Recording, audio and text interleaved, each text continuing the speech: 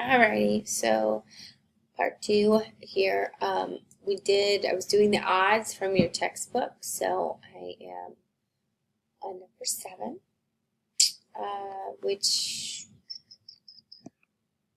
page 550. Excuse me, it's so late.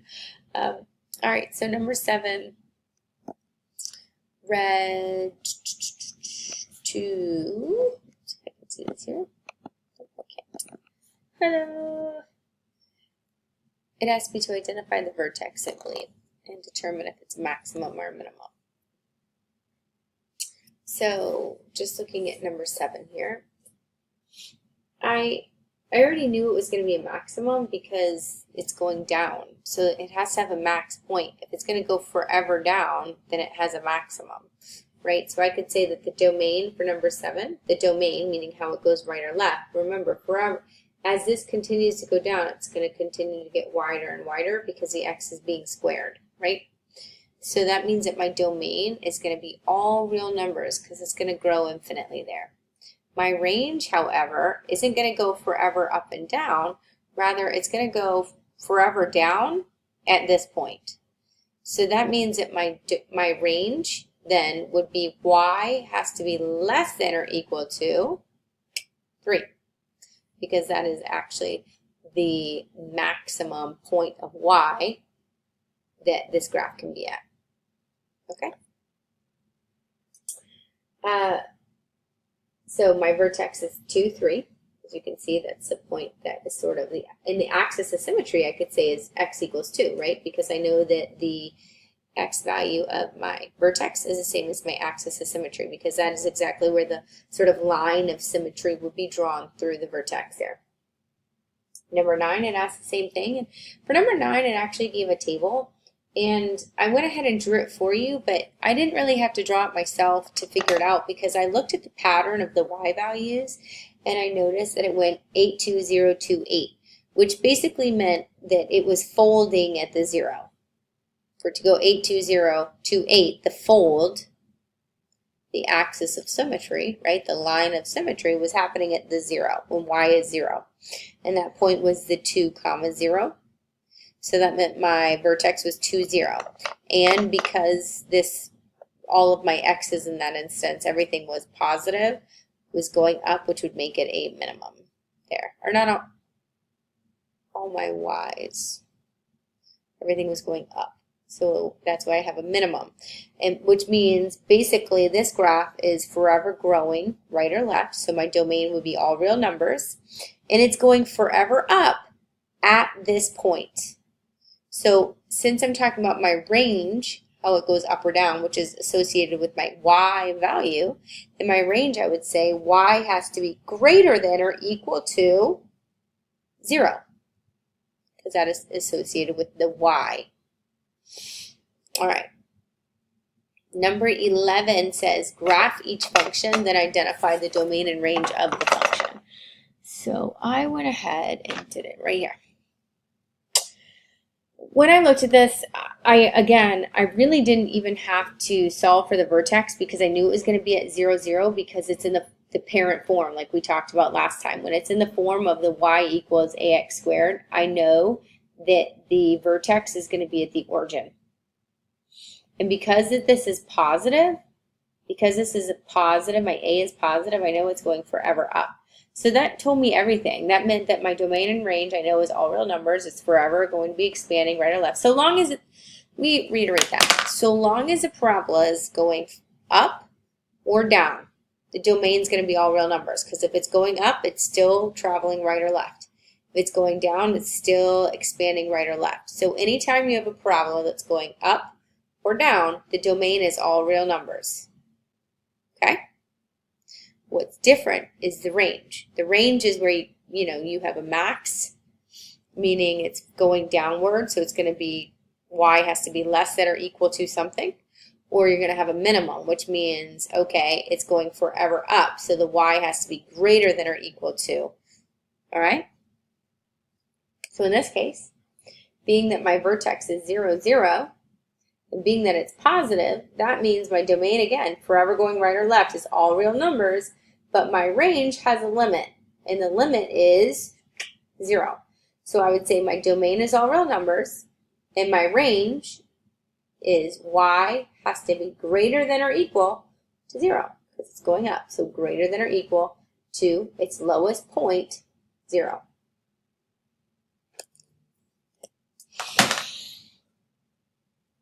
All right, number 13. Same thing. It said identify the domain and range. Again, it's in that parent function. So I know that my vertex is 0, 0. The domain is going to be all real numbers because it's forever going to be expanding. My range, however, is limited. And because this is a graph that's going up because my A is positive, that means that y is going to be greater than or equal to its lowest y value. So the lowest y value is 0. So my range means that all my y's are going to be greater than or equal to 0. All the y's, this is the very lowest it can go. So that means all the other y's, since this graph is going up, all my other y's have to be greater than or equal to my lowest y value, 0. Okay so far? Hopefully, right? I know it's a lot. It's not, okay, it's not a lot, but it is taking a lot of what we've learned, and now we're applying it again. So some of you need to crack back open your notes from the past and look back to all that terminology that we've gone over. Super important that you know your terms, the concept of a maximum and a minimum, domain and range. Again, domain is how something travels on the x-axis, left and right. Range is how it's traveling north and south or up and down. Okay, so long as a parabola is going up, that means your range is going to have to be y is greater than or equal to the lowest point, which would be the y value of the vertex. If a parabola is going down, that means the range has to be y is less than or equal to the greatest value of your y, which is the y value of your vertex. So again, your range is always going to be determined by the y value of your vertex. If it's going up, it's greater than or equal to it, and if it's going down, it's less than or equal to it. Also wanted to look at number 27 as well, something similar. You guys had 26. And it says a bird drops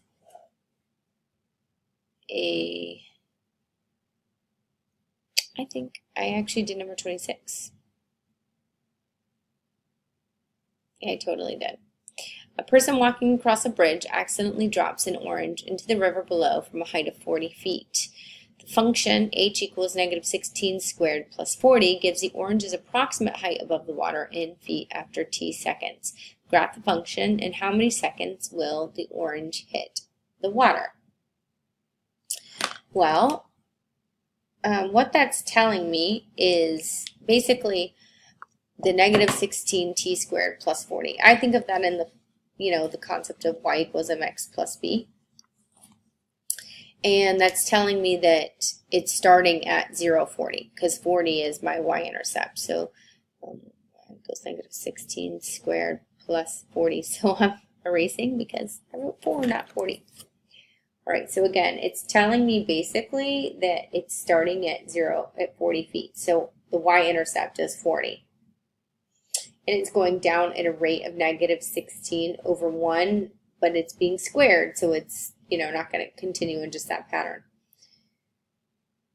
And what I'm looking for is technically the x-intercept, because it wants to know when it's going to hit the water. Well, it's going to hit the water when my y value is 0. So how do you go about doing that? Well, you simply make a chart, and typically your chart's going to start at half-second intervals, so 0.5, 1 second, 1.5 seconds, and 2 seconds. And then again, it's just plugging into the equation. So I'm going to have this h or y, however you want to write it, is equal to -16 times, instead of 0.5, I'm going to write 1/2 squared plus 40. So 1/2 squared becomes 1/4. -16 times 1/4 plus 40. -16 times a 4 becomes 16 over 4, which is -4. Plus 40 is 36. So when it's at a half a second, it's at 36 feet. Okay, there's a work for that there, or half second. And I'm not going to spend a lot of time on that because that's basic order of operations. You guys should know that fairly well. All right, so I'm going to do when it's 1 second at this point. All right, so when it's 1 second, negative 16 times 1 squared plus 40, well, that really just ends up being negative 16 plus 40, which is 14, right?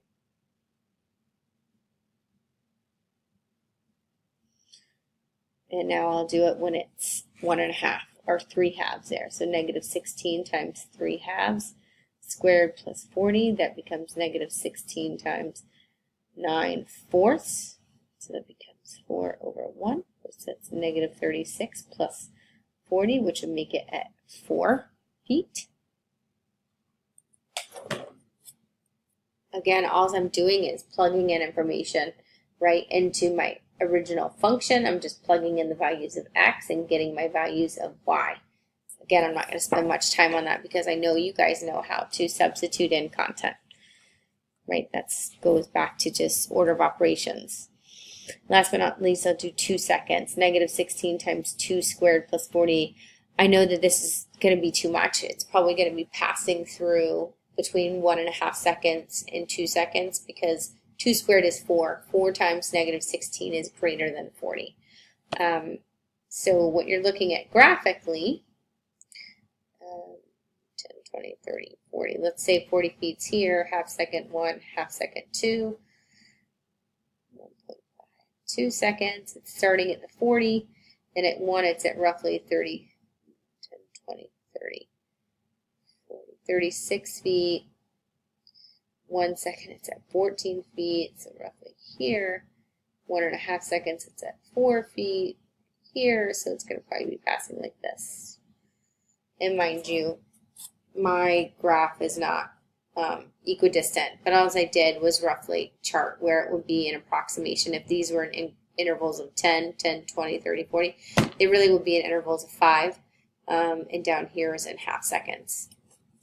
The purpose of it, really, I didn't want to spend a lot of time on, like, hey guys, don't forget how to plug in, doing your PEMDAS. You guys should know all that. Same thing with graphing on the coordinate plane. A lot of this is, you know, things that we've done just multiple times. But I wanted to remind you that really all you have to do is plug into a function table, and then input output for every x, there's one y, and then you go ahead and you have your graph. And also to remind you when you're looking at something in the form of, you know, ax squared, blah, blah, blah, or y equals mx plus b in that sort of format, that plus b, the constant at the end, is really like your y-intercept, crossing the y-axis. Okay? So last but not least, I want to look at problems like 29 through 32. It says identify the domain and range of each function.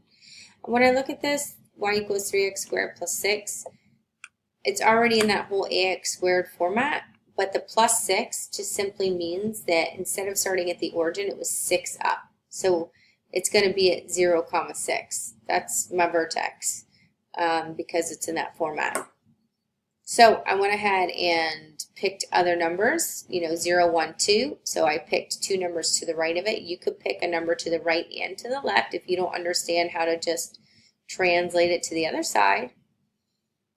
And so now I can graph it. And because it's 3x, that means it's going to be more narrow, or it should be.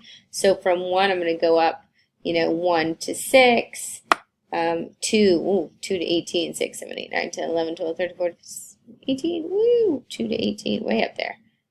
And again, I would do it right on the other side, and you'll see that this is very narrow. So what does this mean for me? I didn't even have to graph it, but I'm just showing you, because this is a positive, I already knew that I have a minimum. So that means y has to be greater than my lowest point.